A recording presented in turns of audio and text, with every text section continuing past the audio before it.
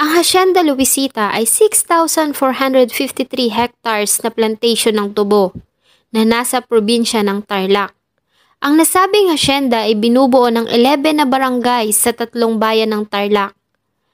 Ang hacienda ay orihinal na pagmamay-ari ng Compañía General de Tabacos de Filipinas o Tabacalera at ito ay dating taniman ng tabako bago pa ito maging taniman ng tubo.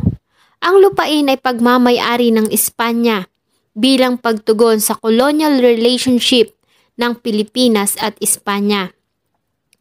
Taong 1947 ay may isang asawa ng magsasaka umano ang ginahasa ng isa sa mga direktor na Kastila ng hacienda at bilang pagtuligsa, ang iba pang mga kababaihan ay humiga sa reles ng tren para harangin ng tren na may daladalang asukal.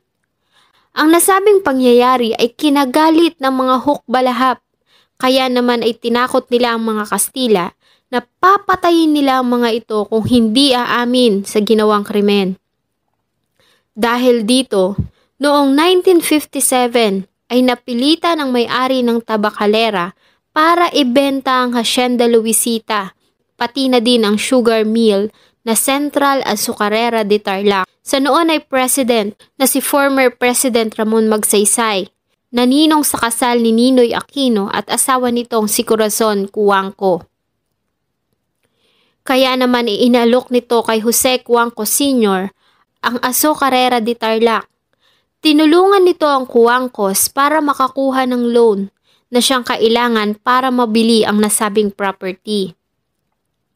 Inaprubahan ng Central Bank ang loan ngunit sa 2 kondisyon at isa dito ay ang ipapamahagi ang lupain ng Hacienda Luisita sa mga magsasaka sa ilalim ng Magsaysay Social Justice Program. At ang nasabing 5.9 million loan mula sa GSIS ay inaprubahan noong November 1957. Binigyan din nila ang mga Cuangco ng 10 years para i-distribute ang nasabing lupain sa mga magsasaka. At noon ngang 1958, ang nasabing hacienda at Azucarera ay napasa ilalim ng Cuangcos Tarlac Development Corporation o TADECO.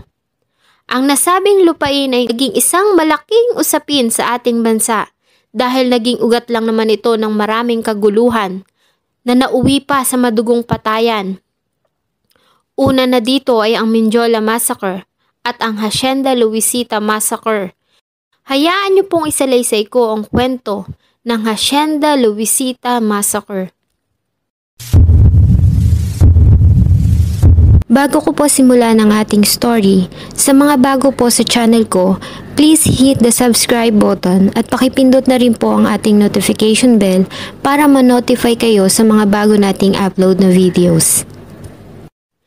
Makalipas ang maraming taon, ay hindi tumupad ang Cuangcos sa napagkasunduan at hindi nito ibinigay ang mga lupain sa mga magsasaka ng Hacienda Luisita. Kaya naman nagsimula ang mga ito na bumuo ng mga samahan para ipaglaban ang kanilang lupain na ipinangako sa kanila ng gobyerno. At dito na nga nabuo ang United Luisita Workers Union sa parehong taon na nanalo naman si Ninoy Aquino bilang senador. Kabi-kabila ang kanilang ginawang protesta. 1972 ay nagdeklara ng martial law ang noon ay president na si former President Marcos at isa sa mga nakulong ay si Ninoy Aquino sa kasong treason. 1976 ay namatay naman ang matandang Cuangco. 1989, ang government ay nagpasa ng kaso laban sa TADECO sa Manila Regional Trial Court. Ngunit ayon sa mga Cuangco ay ginagamit lang umano ito ng gobyernong Marcos laban sa kanilang pamilya. Maging nang umupo si dating President Corazon Aquino, kahit pa nga ipinangako nito sa mga magsasaka na ibibigay niya sa mga ito ang lupain ay hindi pa din ito nagawa. Na ikinagalit ng husto ng mga magsasaka. At noong January 22, 1987 ay nagmarcha ang libo-libong magsasaka sa Malacañang Palace. At ang nasabing protesta ay naging sanhi ng pagkamatay ng 13 na magsasaka at madaming nasugatan. at tinawag ito noon na Mendiola Massacre. At sinundan pa ito ng napakaraming pagdinig sa mataas na hukuman. At hindi pa dito natapos ang magulong usapin ng Hacienda Luisita dahil noong taong 2004 ay isa pang madugong pangyayari ang naitala sa ating kasaysayan na tinawag nilang Hacienda Luisita Massacre. November ng taong 2004 ay tinatalang 5,000 na mga sugar farm workers at 500 na sugar mill workers ang nag-strike sa Tarlac at nagdemand ang mga ito na ibalik sa trabaho ang 327 na manggagawa na nilay off ng management ng Hacienda Luisita Incorporated. Ang United Luisita Workers Union ay gumawa ng barikada sa Gate 1, ang entrance papasok sa Central Azucarera de Tarlac na matatagpuan sa south ng Hacienda, 1 oras kung lalakarin mula sa MacArthur National Highway. At ang Central Azucarera de Tarlac Union naman ay pumosisyon sa labas ng Gate 2 na nasa north ng 6,000 hectares na plantasyon. Maliban sa mga kasapi ng Union, ay libo-libong mga residente at mga nakikisimpatya sa mga nagpoprotestang manggagawa ang nagtungo sa lugar at nakiisa sa aktibidad. November 10, isang assumption of jurisdiction ang inilabas ng Secretary of Labor and Employment na si former Secretary Patricia Santo Tomas at iniutos nito na bumalik ang mga nagpoprotestang mga manggagawa sa kanilang trabaho sa kumpanya para i-resume ang operation sa loob ng 24 oras. Apparently, ang nasabing order ay nag-direct din sa Philippine National Police at Armed Forces of the Philippines na buwagin ang barikada ng mga nagpoprotesta.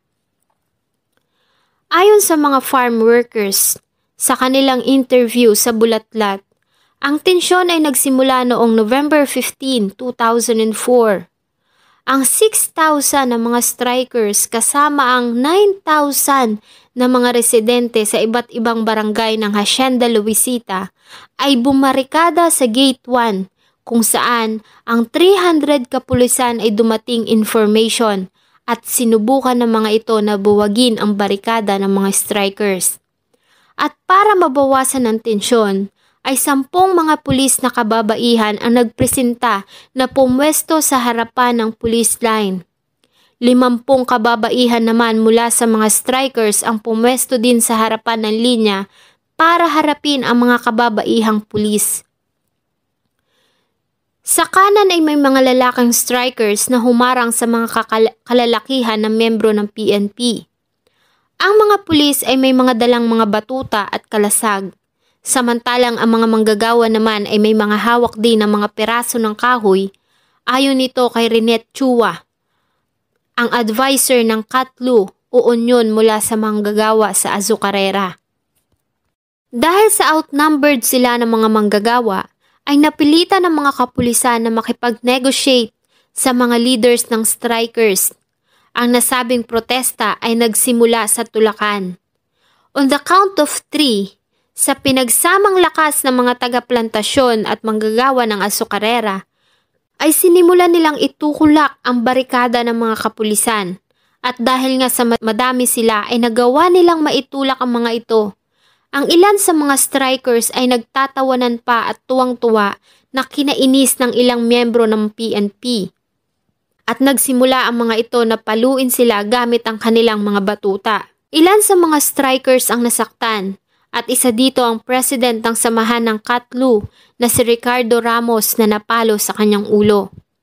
Ngunit hindi pa rin nagpatinag ang mga strikers at nanatili sila sa barikada. Kaya naman walang nagawa ang mga members ng PNP kundi umalis sa lugar bago lumubog ang araw. Dito na pumasok ang Bayan Muna representative na si Satur Ocampo at sinabi nito na idaan sa usapan ang nasabing problema. Kaya naman siya kasama ang 3 leader mula sa Union ng Azucarera at 2 mula sa Union ng mga manggagawa ng plantasyon ang agad na pumiyahe patungong Makati City sa Metro Manila para personal na makausap si Jose Cuangco Jr., sa kanyang mansyon. Sa nasabing pag-uusap ay nagpatigas ito at sinabi pa ang mga katagang, "Kung ayaw ko nang papasukin sa bahay ko, bakit magpupumilit pa?" Kaya naman muling bumalik ang grupo ng Tarlac. Habang nasa Makati ang mga leader ng Unyon ay 300 army soldiers sakay ng 19 na military trucks ang pumasok sa hasyenda mula sa East Gate. November 16, 2004, ayon kay Emel Paragas, ang coordinator ng karapatan, ay nasa labas siya ng Gate 1 at nag-oobserba sa nasabing strike at kinuwento nito sa bulatlat ang buong pangyayari na naganap na Hacienda Massacre. Sa araw na ito, ang mga kapulisan reinforced by soldiers mula sa Northern Luzon Command o NOLCOM ang dumating sa area. Ang mga pulis ay bumarikada sa front line in dispersal formation. Sa likod nila ay mga agents ng Northern Luzon Command, 3 fire trucks at mga armored personnel carrier ang pumosisyon sa Gate 1. Bandang alas 3 GMT ng hapon ay binomba ng mga pulis ang mga strikers ng tubig gamit ang water cannons. Ilang minuto pa ay napuno ang hangin ng tear gas. Ayon kay Paragas ay may mahigit 200 canisters ng tear gas ang itinapon sa mga manggagawa. Ngunit napaghandaan nila ito ayon sa isa sa mga strikers na si Flor Sibayan. Nagdala sila ng mga timba na may tubig dahil sa inaasahan na nila na gagamit ng tear gas ang mga dispersal team at ginamit nila ito para saluhin ang mga canisters. Yung mga nahulog sa lupa ay agad nilang tinatabunan ng basang damit at agad na sinasabuyan ng tubig. Para lang kaming nanghuhuli ng daga ayon pa dito. Ang mga manggagawa ay determinado sa kanilang pinaglalaban at muli silang bumabalik sa linya matapos na humupa ang epekto ng tear gas. At maya-maya pa ay nakarinig na sila ng sigaw mula sa ilang mga strikers saying, "Nagkasahan na." At ilang sandali pa ay sunod-sunod na mga putok na ang umalingaw-ngaw sa paligid. Hinabol pa ng mga sundalo ang mga tumatakbong mga manggagawa na tumakbo para magtago ayon sa kanila. Ang putukan ay tumagal ng 2 minuto. Ang mga karapatan fact-finding mission ay nakakita ng mga basyo ng bala ng M14 at M16 rifles sa lugar. At ayon din sa kanila, ang mga sundalo ay gumamit ng 60 caliber machine gun. Ang pamamaril ay pumatay ng 7 mga miyembro ng Unyon at residente ng Hacienda Luisita, habang 6 naman ang nawawala. Nakaramihan dito ay mga members ng mga sakadas na nagmula sa ibang probinsya. Ayon din sa ilan na ang mga nasabing sugatan ay buhay pa sana kung pinayagan lamang sila na maidala ito agad sa Tarlac Provincial Hospital. Ngunit may mga militar at pulis ang nag-utos sa kanila habang tinututukan ng baril to take a longer route, ang 12-kilometer ride mula sa Gate 1 papunta sa hospital emergency room. At dahil nga sa dami ng mga dugong nawala ay nawala na ang mga ito ng buhay. Itinala ding 72 strikers na may mga malulubhang sugat ang dinala sa emergency room at 34 sa mga ito ang nagtamo ng tama ng bala ng baril. Sa isang press conference 2 araw matapos ang trahedya na ginawa sa Quezon City, ayon sa abogado ng Katlu o Samahan ng mga Manggagawa sa Azucarera na si Attorney Noel Neri, ay pinigilan pa ng mga militar ang mga pamilya ng mga biktima na makuha nila agad ang katawan ng mga mahal nila sa buhay. Maliban sa mga namatay at 111 na mga nasugatan, ay inaresto din ang 16 na kababaihan at 2 minors at sinampahan ng kasong physical assault, resisting persons in authority at malicious mischief. Ayon sa mga testimonya ng mga eyewitnesses at mga biktima, ganun din ang ilang mga video at still photos na nakuhanan ng mangyari ang krimen, ay pinatunayan ng mga strikers na wala silang mga dalang armas. Ang anak Pawis representative na si Rafael Mariano na isa sa mga nagtungo sa lugar para magsagawa ng investigasyon noong November 17, 2004. At ayon sa kanya, Habang siya at ang kanyang grupo ay tinatahak ang daan papunta sa hasyenda, ay may nakita silang 11 na truck na punong-puno ng mga sundalo at nakita nila ito na patungo sa Camp Aquino. Ayon sa kanya, ay kinausap niya pa si Colonel Romeo Reyes ng NOLCOM at sa kanilang pag-uusap ay sinabi nito sa kanya na ito at ang mga tao ay dumating sa area ng alas 2 ng hapon noong November 16. Ayon din kay Colonel, ay 271 sila kasama ang 2 APCs. Nang gabi matapos ang nasabing kaguluhan ay 80 mga manggagawa ng plantasyon at azukarera ang bumalik sa barikada at dumami pa ito kinabukasan. November 21, sa ginawang funeral march na hinuka ng 6,000 na katao at sa kanilang harapan ay may streamer kung saan ay nakalagay ang mga katagang tuloy ang laban. Meanwhile, sa Executive Secretary Eduardo Ermita na isang retiradong 4-star general na nakakuha ng government position during the presidency of Benigno Aquino III, said na NPA umano ang may kasalanan sa nangyaring patayan noong November 16, 2004. During the meetings na ginanap sa residente ng mga Cuangco na dinaluhan ng mga city at barangay officials ng Tarlac, ayon sa representative ng Cuangco na si dating President Benigno Aquino III ay maaari umanong may kinalaman ng mga NPA sa nasabing patayan. At sa statement na inilabas ng mga Cuangco sa media, ay sinabi din nila na isang outside forces ang nag-iimpluwensya sa mga strikers at sumisira din sa kanilang mga millions of pesos worth na mga pananim na itinanggi naman ng mga manggagawa. Ayon pa nga kay Barangay Chairman Rodel Galang ng Barangay Balete, Tarlac, nakilala niya ang mga tao na nasagituan ng mangyari ang krimen. Lahat sila ay walang mga armas at wala din umanong NPA sa kanilang barangay.